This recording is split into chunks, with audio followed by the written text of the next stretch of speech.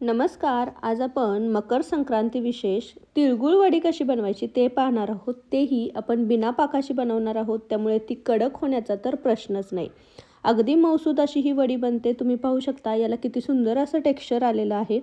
आणि ही वडी खायचं जर म्हणाल तर अगदी मऊसूद आहे, अगदी ओठांनी तुटेल अशी ही वडी बनते. खूप झटपट बनते, वेळही लागत नाही. मस्त अशी ही गोडसर वडी तुम्हीही या मकर संक्रांतीला बनवू शकता. छोट्या छोट्या टिप्स सांगितलेल्या आहेत, त्या टिप्स फॉलो केल्या तर तुमची ही वडी पहिल्या प्रयत्नातच मस्त बनेल. चला तर मग वेळ न घालवता ही वडी कशी बनवायची ते पाहूयात. तर वडी बनवण्यासाठी गॅसवरती मी जाडबुडाची कढई ठेवली आहे. यामध्ये आपण 1.5 वाटी तीळ घेतलेलं आहे. तर आता हे गावरान तीळ आहे, अनपॉलिश तीळ आहे.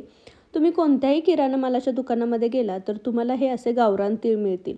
आता बाजारामध्ये पॉलिश तिळही आलेले आहेत, अगदी पांढरे शुभ्र दिसतात, पण त्याची जर तुम्ही वडी बनवली तर ती इतकी चवदार बनत नाही जशी ही गावरान तिळाची बनते. त्यामुळे शक्यतो गावरान तिळच घ्या. आता हे तीळ आपल्याला सतत हलवत छान भाजून घ्यायचे आहेत.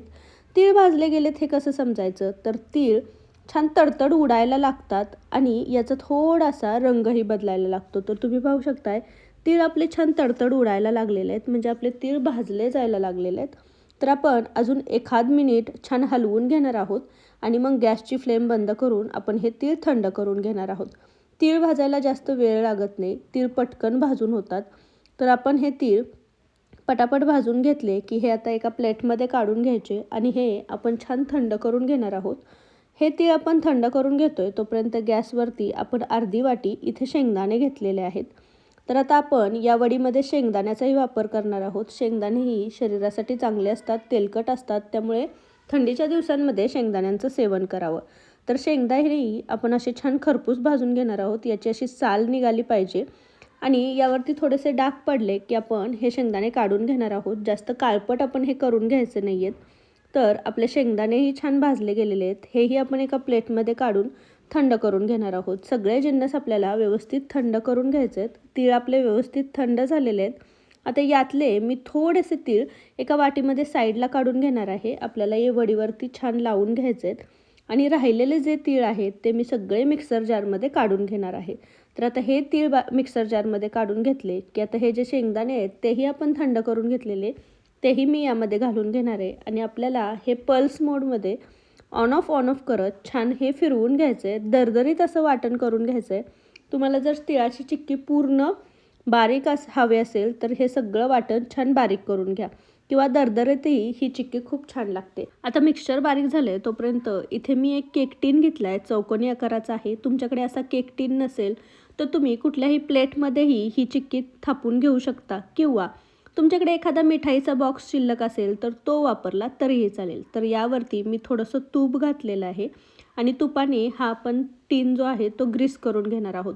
तुम्ही ताटाचा वापर करत असाल तर ताटही आता आपण छान ग्रीस करून घेणार आहोत. ही प्रोसेस आधी आपण करून घेणार आहोत कारण चिक्कीचं जे मिश्रण आहे ते गरम झाल्यानंतर ही प्रोसेस तुम्ही नंतर करायला ठेवू नका. झटपट पुढची प्रोसेस करायची असते, त्यामुळे हा टीन आधीच आपण ग्रीस करून ठेवलेला आहे. हा साईडला ठेवूयात. आता कढईमध्ये पुन्हा आपण किसलेला गूळ घेणार आहोत. तर जेवढं तीळ घेतलेलं आहे तेवढंच आपण गूळ घेणार आहोत. तर इथे आपण 1.5 वाटी तीळ घेतलेलं तेवढंच 1.5 वाटी गूळ घेतलेला आहे. यात मी 1 चमचा पाणी घातलेलं आहे आणि गूळ मी छान बारीक खिसून घेतलेला होता. तर गूळ खिसलेला आहे त्यामुळे याला जास्त वेळ लागत नाही वितळायला. सतत हलवत आपण हा गूळ छान वितळून घेणार आहोत. तुम्ही पाहू शकता पहिल्या एखाद मिनिटामध्येच गूळ बऱ्यापैकी वितळायला लागलेला आहे. तर हा हलवून घ्यायचा आहे. तुम्ही गूळ किसून किंवा चिरूनही घेऊ शकता. तर आता तुम्ही पाहू शकता जे थोडे मोठे मोठे राहिलेले आहेत ते सगळे जे गुळाचे खडे आहेत ते आपण अशा चमच्याच्या साहाय्याने दाबून दाबून हे बारीक करून घेणार आहोत. गूळ आपल्याला जास्त वेळ गॅसवरती ठेवायचं नाही आहे, नाहीतर तो करपू शकतो आणि मग चिक्कीला आपल्या करपट वास येऊ शकतो. तर तुम्ही पाहू शकता गूळ जसा जसा पूर्ण वितळला जातो तसा तसा याला असा फेस यायला लागतो, बबल्स यायला लागतात. इथे आपल्याला गुळाचा पाक बनवून घ्यायचा नाही आहे, गूळ आपल्याला फक्त वितळून घ्यायचा आहे. तर आपला गूळ छान वितळला गेलेला आहे. तुम्ही पाहू शकता आता याला पूर्ण असे बबल्स येत आहेत, फेस येतो आहे, म्हणजे गूळ आपला पूर्ण वितळला गेलेला आहे. तर आता या स्टेजवरती आपण इथे 1 चमचा तूप घालून घेणार आहोत. तुपामुळे आपल्या चिक्कीला चवही खूप छान येते आणि चकाकीही येते. तर आता तूप घालून घेतल्यानंतर एकदा तूप यामध्ये मिक्स करायचं, गॅसची फ्लेम बंद करायची आणि आता हे जे बारीक करून घेतलेलं मिश्रण होतं ते सगळं आपण यामध्ये घालून घेणार आहोत. लक्षात ठेवा, या स्टेजला आपण गॅसची फ्लेम बंद केलेली आहे आणि आता पटपट हे मिश्रण आपण या गुळासोबत मिक्स करून घेणार आहोत. कारण गूळ जसा जसा थंड व्हायला लागतो तसा तसा तो कडक होतो. त्यामुळेच आपण प्लेटही आधीच ग्रीस करून घेतलेली, की जेणेकरून हा गूळ आणि जे चिक्कीचं मिश्रण आहे ते जास्त वेळ थंड होऊ नये. थंड जर झालं तर हे मिश्रण सेट होत नाही, कडक होऊन जातं. तर आपण हे मिश्रण तुम्ही पाहू शकता 1 मिनिटभरातच सगळं व्यवस्थित मिक्स केलेलं आहे. आता व्यवस्थित मिक्स झालं हे मिश्रण, की आपण हे त्या ज्या आपण ग्रीस केलेला टीन आहे त्यामध्ये घालून घेणार आहोत. तर आपण ह्या मिश्रण जे आहे ते या टीनमध्ये सगळं काढून घेणार आहोत. गरम गरम असतं, पटापट काढायचं, कारण नंतर हे कडक होऊ शकतं. आता तुम्हाला तुमची चिक्की किती पातळ, किती जाडसर बनवायची आहे त्यानुसार यामध्ये मिश्रण काढून घ्या. यामध्ये थोडीशी चिक्की जर सगळं मिश्रण टाकलं तर जाडसर होऊ शकते. तर थोडंसं मिश्रण तुम्ही एखाद्या ताटामध्येही काढून घेऊ शकता. एखाद्या पेल्याच्या किंवा वाटीच्या साहाय्याने हे मिश्रण असं दाबून घ्यायचं. तर मी वाटीला खाली तूप लावून घेतलेलं होतं. नंतर हे मिश्रण आपण चमच्याने असं दाबून घेणार आहोत. तुम्ही पाहू शकता मी पूर्ण असं प्लेन करून घेतलेलं आहे. हे जेवढं प्लेन करून घ्याल, व्यवस्थित दाबून घ्याल, तेवढी चिक्की जी आहे ती तुटत नाही. तर आता हे सगळं दाबून घेतल्यानंतर यावरती आपण जे भाजलेले थोडेसे तीळ ठेवलेले होते ते टाकणार आहोत. याने आपल्या चिक्कीला जे सुंदर असं टेक्स्चर येणार आहे. सोबतच यामध्ये मी चिरलेले पिस्त्याचे काप घातलेले. तुमच्या आवडीनुसार तुम्ही ड्रायफ्रूट्स टाकू शकता किंवा नाही टाकले तरी चालतील. आता हे जे तीळ आणि ड्रायफ्रूट्स आहेत तेही आपण चमच्याच्या साहाय्याने दाबून घेणार आहोत. त्यामुळे ते चिक्कीला चिकटले जातील आणि ते निसटणार नाहीत, पडणार नाहीत. तर आता हे व्यवस्थित असं आपण सगळ्या साईडने दाबून घेतलेलं आहे. आता कोमटच आहे तोपर्यंत आपण ही चिक्की कट करून घेणार आहोत. तर तुम्हाला किती छोटी, किती मोठी करायची त्यानुसार तुम्ही या चिक्कीचे काप करून घेऊ शकता. मी इथे चौकोनीच काप करून घेत आहे. तुम्हाला जर कापणीच्या आकारामध्ये हे कट करून घ्यायचं आहे तर तुम्ही तसेही करून घेऊ शकता.